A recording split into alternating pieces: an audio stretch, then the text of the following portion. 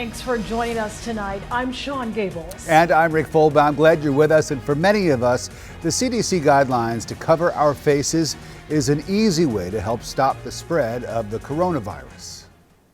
But it is a real dilemma for African Americans who say they face the risk of racial profiling. CBS 46's Brittany Miller joins us live in Atlanta with that story.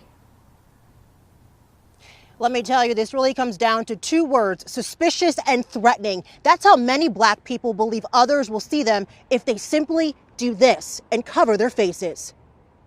We're being asked to leave for being safe. In the face of a deadly pandemic, these two black men seen wearing surgical masks in an Illinois Walmart say they were told to leave. Why? He just followed us from outside, told us that we cannot wear masks. In the video, they say the officer, who wasn't wearing a mask, followed them around for no reason.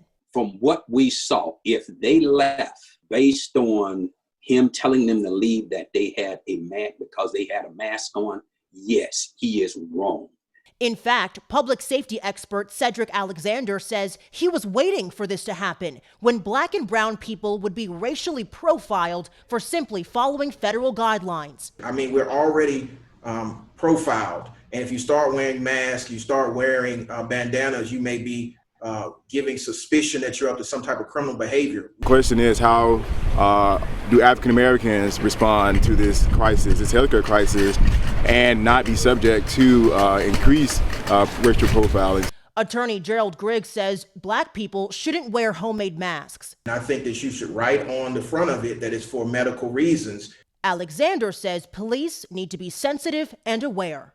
What else in addition to someone having a mask that may raise their suspicion? So minorities won't have to fight the battle of personal safety versus public health. Your life may be at the risk, not at corona, but for police profiling.